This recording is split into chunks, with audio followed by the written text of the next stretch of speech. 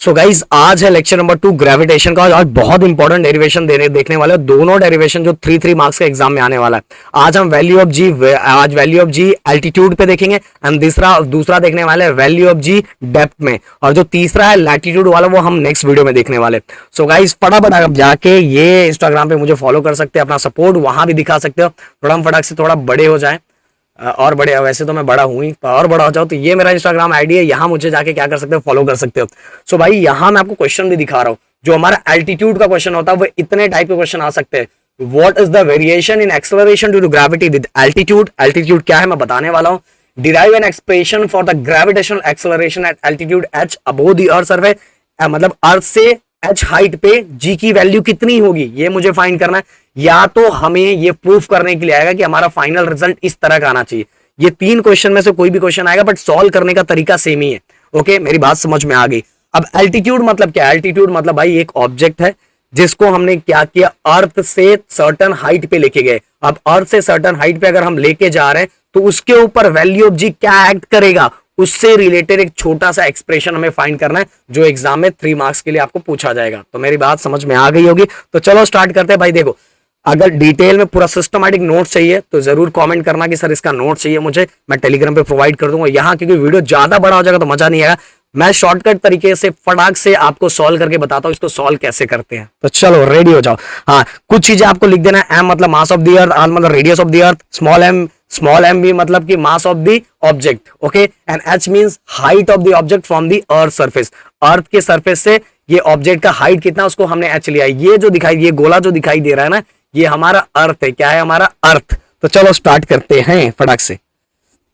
So guys सबसे पहले हम जो जी है, जी की वैल्यू कहां फाइंड करेंगे पता है? जी की वैल्यू हम अर्थ के सरफेस पे फाइंड करेंगे। तो जी की वैल्यू जो अर्थ के सरफेस पे है उसके लिए हम जो लेंगे जी, उसके लिए एक चीज और पहले याद रखो, ये चलो मैं यहां लिख ही देता हूं।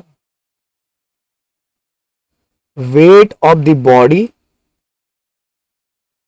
इक्वल, जितना बॉडी का वेट होता है उतना ही उसे ग्रेविटेशनल फोर्स एक्ट होता है। ग्रेविटेशनल फोर्स क्या होता है? एक्ट होता है। तो वेट ऑफ द बॉडी, किसी बॉडी का वेट फाइंड करने का जो फॉर्मूला होता है वो आप सभी को पता है, F equal to m g होता है। ओके, तो वेट ऑफ द बॉडी क्या लिखेंगे? M g. ये हमने 10th स्टैंडर्ड में पढ़ा था, अगर आपको नहीं पता है तो फटाफट लिख लो भाई।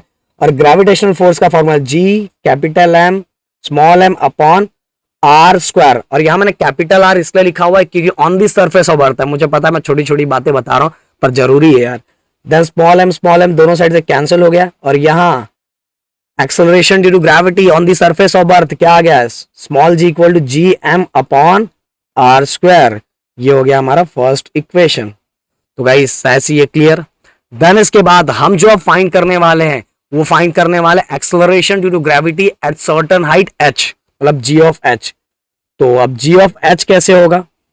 चलो फिर से सेम टू सेम वही सेम लिखेंगे। Weight of the body equal gravitational force. तो weight of the body same भाई एम जी, बट ये सर्टन हाइट h पे, हाँ यहाँ लिखना भूल गया पर अब लिख दो। सर्टन हाइट h पे है तो यहाँ क्या लिखेंगे?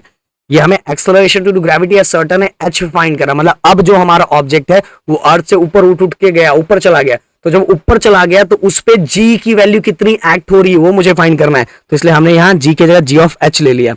अब ग्रेविटेशनल फोर्स सेम वही formula g of m upon r square है। ध्यान से सुनना, आर स्क्वायर है। देखो ये हमारा अर्थ है, अर्थ का रेडियस r होता है। ओके, अब ऑब्जेक्ट जो है यहां है तो इसके बीच का जो हाइट है फ्रॉम द अर्थ सरफेस उसको हम h लेते हैं। अगर हम दोनों को एक साथ लिखना चाहे r plus h, total distance कितना है मतलब कि अर्थ से, तो हम r plus h equal to small r लिखते हैं, ये लिख सकते हैं। तो हम इसलिए यहाँ r नहीं लिखेंगे, क्या लिखेंगे? क्योंकि अब जो ऑब्जेक्ट है वो सर्टन हाइट पे, इसलिए हम यहाँ क्या लिखेंगे? Small r square. Small r square लिखो या तो डायरेक्ट ही r प्लस एच स्क्वायर लिख दो। समझ में आया? यहां से स्मॉल एम कैंसल, और यहां चलो मैं लिख देता हूं। सबसे पहले हम लाइन ड्रॉ कर देते हैं।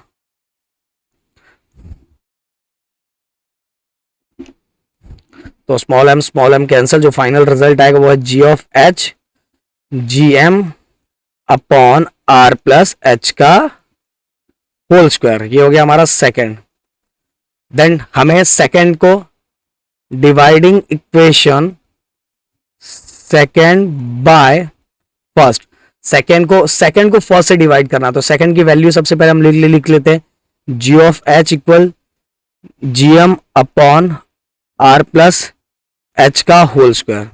अब सेकेंड को किससे डिवाइड करना है, फर्स्ट, तो चलो डिवाइड करो, इस साइड वाले को इस साइड से डिवाइड करेंगे, उस साइड वाले को उस साइड से डिवाइड करेंगे, तो इसको किससे, इससे, तो जीएम अपॉन आर स्क्वायर। बोलोगे सर एकदम बच्चे लोग की तरह पढ़ा रहे, तो यार सच में आपको अपना दोस्ती समझ रहा हूँ, मैं देख रहा हूँ कि कोई टॉपर नहीं, सब लेवल के बच्चे मुझे देख रहे हैं, तो उस लेवल पे मुझे पढ़ाना भी पड़ेगा। तो जीएम क्या हो गया, कैंसिल हो गया, और यहां जो वैल्यू आ गई जी ऑफ एच अपॉन जी। अब देखो ये उल्टा हो जाएगा, क्योंकि नीचे है ना, ऊपर ऊपर का हमने डिवाइड किया, तो डिवाइड वाला मल्टीप्लाई वाला डिवाइड में चला जाता है, तो ये हो जाएगा r square upon are plus H का होल स्क्वायर। सो भाई देखो हमें प्रूफ क्या करना था, हमारा प्रूफ करके रिजल्ट इस तरह का आया था, G of H equal G bracket R plus upon are plus H का होल स्क्वायर। तो मुझे इस तरह का फाइंड करना, तो कैसे हो जाएगा मेरा, चलो एक लाइन और ड्रॉ कर देते हैं हम यहाँ, ये हो जाएगा हमारा जी ऑफ एच, ये डिवाइड में इक्वल की साइड आएगा तो मल्टीप्लाई हो जाएगा, और ये देखो ये भी स्क्वायर है, ये नीचे भी स्क्वायर है, तो डायरेक्ट मैं एक साथ कॉमन में ले सकता हूं, ब्रैकेट में r upon are plus H का होल स्क्वायर है, और यही हो गया, this is expression for acceleration due to gravity at certain height h की वैल्यू है g bracket r plus r upon r plus h का होल स्क्वायर। सो भाई सिंपल है कि नहीं, कुछ नहीं यार, सबसे पहले g हमने फाइंड किया on the surface of earth, then g find किया एट सर्टेन h, और दोनों को हमने डिवाइड कर दिया, और यह हो गया हमारा आराम से, क्या है, कुछ नहीं। तो चलो अब हम फाइंड कर दे नेक्स्ट, कहाँ गया भाई हमारा, हाँ डेप्थ वाला, कौन सा वाला, डेप्थ वाला, थोड़ा हम इसको पहले से हटा देते हैं, हमने ड्रॉ कर दिया था, चलो नहीं हटेगा लगता है, नहीं तो फिर पूरा डिलीट हो जाएगा। सो देखो गाइस अब हमें फाइंड करना है जी, अब जी हमें कौन सा फाइंड करना है, डेप्थ में, कहाँ फाइंड करना है, डेप्थ में फाइंड करना है, कि अब मान लो हम ऊपर नहीं बढ़ रहे, अभी तक हम ऊपर बढ़ रहे थे, जो ऊपर बढ़ रहे थे तो एल्टीट्यूड था, अब जब हम नीचे अर्थ के अंदर जा रहे हैं, दिमाग में रखना हम कहाँ जा रहे हैं, अर्थ के अंदर जा रहे हैं, जब हम अर्थ के अंदर जाएंगे तो वहां उसको उसके लिए उस टाइम जहां हम पहुंच रहे वहां वैल्यू ऑफ जी क्या होगा, जहां हम पहुंच रहे हैं वहां वैल्यू ऑफ जी क्या होगा, ये मुझे फाइंड करना है। तो देखो यहां ये पूरा अर्थ दिया हुआ है, याद रखना ये पूरा अब अर्थ है, मेरा मन कर दिया अब नीचे गहराई में जाता हूं, तो जब मैं नीचे गहराई में जा रहा है, यहां पहुंचा था एट डिस्टेंस डी, इतना ट्रैवल करके डी ट्रैवल करके जब मैं पी पॉइंट पे पहुंचा, तो पी पॉइंट पे जब मैं पहुंचा तो उस समय मेरे पे वैल्यू ऑफ जी क्या एक्ट होगा, कितना एक्ट होगा, ये मुझे क्या करना है, फाइंड करना है। ओके चलो क्वेश्चन छोड़ के जाता हूं आप सभी को, ये नहीं, ये तो सॉल्व करूंगा, हमने 10th में पढ़ा था, जब हम डेप्थ में जाते तो वैल्यू ऑफ जी इंक्रीज होता है या डिक्रीज होता है, जरूर कमेंट करके मुझे बताना, मैं देखता हूं कि कितने लोग ये इसका आंसर मेरे को दे पाते हैं अच्छे से, आई मैं देखना चाहता हूं कितने लोग। तो याद रखना इस जगह का, इस पॉइंट का अगर मुझे डिस्टेंस है सेंटर से, तो उसकी वैल्यू कितनी हो जाएगी, r minus d, r minus d, कैसे, क्योंकि देखो पूरा रेडियस आर है, पूरा रेडियस, पूरा सेंटर से लेके अर्थ का जो रेडियस है वो कितना होता है, कैपिटल आर होता है, और सरफेस से लेके, अर्थ के सरफेस से लेके जिस पॉइंट तक मैं आया वहां तक का जो मैंने डिस्टेंस ट्रेवल किया वो डी है। अब मुझे फाइंड ये वाला करना है, ये सेंटर से जहां तक मैं पहुंचा वो डिस्टेंस फाइंड करना है, ये वाला फाइंड करना है, ये वाला। तो सिंपल सी बात है, ये पूरा क्या है, रेडियस ऑफ द अर्थ है, ये पूरा रेडियस ऑफ द अर्थ है, और यहां तक मैं ट्रैवल करके आया, यहां तक मैं क्या करके आया, ट्रैवल करके आया, तो पूरे रेडियस में से, पूरे आर में से अगर मैं इसको माइनस कर देता, इसको हटा देता हूं, ये पूरे आर में से अगर मैं इसको हटा देता हूं, मान लो हटा दिया मैंने, इस डी को हटा दिया, चलो मैं यहां डी लिखता हूं, चलो फिर से अच्छे से समझा देता हूं, ये पूरा मेरा रेडियस है, ओके, ये आर है, अब मैं ट्रैवल करते करते यहां पहुंच गया, पर अब सेंटर से यहां तक का डिस्टेंस कितना, ये अगर मुझे फाइंड करना है तो मुझे क्या करना पड़ेगा, पूरे रेडियस में से जो मैंने आर लिया हुआ है उसमें से मुझे क्या करना पड़ेगा, इस डी को जहां तक पहुंचा उसको क्या करना पड़ेगा, माइनस, तो जो वैल्यू बचेगा वो वैल्यू किसका रहेगा, सेंटर से लेकर जिस पॉइंट तक पहुंचा उसका डिस्टेंस रहेगा।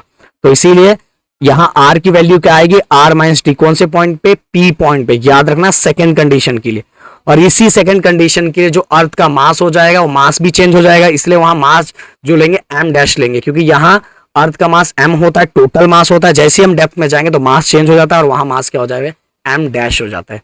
तो चलो ये सब याद रख लेना दिमाग में, फिर हम सॉल्व करते हैं। सॉल्व करने के टाइम देखो सब चीजें क्लियर हो जाएगी, बहुत सिंपल है। आई सिंपल सिंपल बोल के सर जान ले रहे हो। तो on the surface of earth acceleration due to gravity की वैल्यू क्या होती है, अभी हमने फाइंड की थी, G equal to G M upon capital R square. ये होता है हमारा एक्सेलरेशन ड्यू टू ग्रेविटी की वैल्यू। ये देखो 3 टाइप का क्वेश्चन है भाई, इतने टाइप के क्वेश्चन नहीं, 1 2 3 4 टाइप के क्वेश्चन, इतने टाइप के क्वेश्चन एग्जाम में पूछे जाते हैं। और ये आपका टेक्सुअल क्वेश्चन है, इतने टाइप के क्वेश्चन पूछे जाते हैं एग्जाम में, समझ में है। तो ये सबसे पहले on the surface of earth find करेंगे, उसकी वैल्यू क्या होती है। On the surface of earth g equal G M upon r square. अब हम क्या करेंगे, इसके अंदर इस एम की वैल्यू फाइंड करेंगे, mass of the earth. Mass of the earth कैसे फाइंड करेंगे, अपने पास एक ही फॉर्मूला है, density equal to mass upon volume. और जब इस वॉल्यूम को डेंसिटी से माइनस कर मल्टीप्लाई कर देंगे तो हमें मास ऑफ द अर्थ मिल जाएगा। तो चलो करते हैं, v इंटू रो। ओके, या तो रो इंटू वो वी लिखो, अच्छा दिखता है, अच्छा दिखने के लिए करने का ना, रो इंटू वी। और v क्या है, volume of sphere. And volume of sphere का फॉर्मूला क्या होता है, वॉल्यूम ऑफ स्फीयर का फॉर्मूला होता है 4/3 पाई आर क्यूब। कैपिटल आर मैं इसलिए ले रहा हूं क्योंकि ऑन दी सरफेस ऑफ अर्थ है, याद रखना। तो हमने ये किसकी वैल्यू फाइंड कर ली, मास की वैल्यू फाइंड कर ली, किसकी वैल्यू, मास की। ओके, तो ये दे दो इक्वेशन नंबर 1, इसको दे दो इक्वेशन नंबर 2। तो यहां इस m की वैल्यू फाइंड कर, अब ये पूरी वैल्यू को हम यहां पुट कर देंगे। तो g equal to g into m. M की वैल्यू क्या है guys, rho into 4/3 pi into, देखो इस m की वैल्यू हम यहां लिख रहे, pi into r cube upon कितना है, आर स्क्वायर। तो ये कैंसल, ये कैंसल, मतलब 3 r/3 है ना, यहाँ r/2 है, तो r/2 कैंसल, बस एक r बचेगा। तो हमारा फाइनल जो g की value on the surface of अर्थ है वो क्या बनेगा, g into rho into 4/3 into pi into r, क्योंकि 2 r कैंसल होगा, एक r तो बचेगा ना। तो ये हो गया इक्वेशन नंबर 3। ओके, अब यहाँ थोड़ा हम और चीजों को छोटा कर देते हैं, जिससे क्या हो गया पता, हमारा एक ही पेज पे सब चीजें हो जाएगी। अब तो चीजें आपको समझ में ही आ गई है, मैं इसको यहां रखता हूं। अब हम डेप्थ में जा रहे हैं, अब गहराइयों में हम जा रहे हैं। अरे भाई कहाँ चला गया तू, गहराइयों में,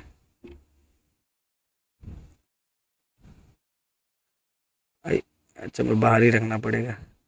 अब जब हम गहराइयों में जा रहे हैं तो वहां acceleration due to gravity at depth d, उसकी वैल्यू कैसे लिखेंगे, same to same g of d universal. देखो यही फॉर्मूले को देखो, डेप्थ में जा रहा है इसलिए डी लिखा, यूनिवर्सल ग्रेविटेशन कांस्टेंट वो तो सेम रहता है। अब नीचे जा रहे हैं तो अर्थ का मास चेंज हो जाएगा, इसलिए हम यहाँ ले लेंगे एम डैश ले लेंगे, और यहाँ आर भी चेंज हो जाएगा। मैंने बोला था ना, जिस पॉइंट पे मैं पहुंचूंगा उसका जो आर है वो आर वैल्यू चेंज होकर क्या हो जाएगा, पूरे रेडियस में से जितना मैंने डिस्टेंस ट्रेवल किया उसको माइनस करने का। तो ये देखो, ये इतना जो निकालना है उसकी वैल्यू क्या हो जाएगा, आर माइनस डी। इसलिए इस आर की जगह हम क्या लिखेंगे, आर माइनस डी का होल स्क्वायर।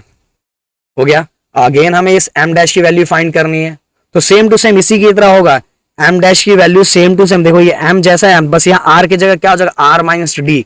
तो मैं डायरेक्ट ही लिखता हूं, देखो जी ऑफ डी, ध्यान देना मैं कैसे लिख रहा हूं, ये जी ऐसे ही लिखूंगा, एम की वैल्यू, एम डैश की वैल्यू, जो एम की वैल्यू वही एम डैश की वैल्यू होगी, बस आर की जगह आर माइनस डी हो जाएगा। तो एम की वैल्यू क्या थी, rho into 4/3 into pi into R की जगह क्या आ जाएगा, आर माइनस डी का होल क्यूब। तो ये यहाँ आर था, ये आर वाला चेंज हो गया, और नीचे डिवाइड में क्या, आर माइनस डी का स्क्वायर। तो ये कैंसल एक, तो यहाँ G of D acceleration due to gravity at depth D क्या बचेगा, G into rho into 4/3 into pi into 3 और 2 था, तो एक आर माइनस डी बचेगा। ओके, अब ये दे दो इक्वेशन नंबर 4। अभी क्या करेंगे, 4 को थर्ड से डिवाइड कर देंगे, dividing equation 4th by third, 4 को थर्ड से डिवाइड कर दो, तो जी ऑफ डी अपॉन जी दिख रहा है। अच्छा मैं थोड़ा इधर हो जाता हूँ, या तो यार गायब भी होना पड़ेगा, नहीं तो सब गड़बड़ हो जाएगा। छोटा हो जाओ, देखो एक मिनट छोटा होकर देखता हूँ, चलो इतना छोटा हो जाता हूँ। आवाज तो आ रही है ना, दिल का कनेक्शन है अपना। जी ऑफ डी की वैल्यू क्या है, जी ऑफ डी की वैल्यू देखो, G into rho into 4/3 into pi into R minus D, ये जी ऑफ डी की वैल्यू है।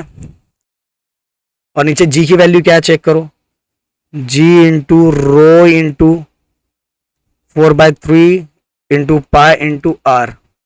तो G G cancel, rho cancel, 4/3 cancel, pi pi cancel, क्या बचा, G of D upon G R minus D upon R, ये बचा। देखो हमें क्या निकालना है, फाइनल हमारा रिजल्ट ऐसा आना चाहिए भाई, तो ये हमारा आंसर सही है, नहीं तो गड़बड़ है। तो चलो अब थोड़ा इसको मैं आगे लिख देता हूँ, फिर मैं आगे सॉल्व करता हूँ, क्योंकि यहाँ बहुत खिचड़ी हो जाएगा नहीं तो। क्या था एक बार मैं, G of D upon G R minus D upon R, एक बार देख लेते हैं final result, R minus D upon are.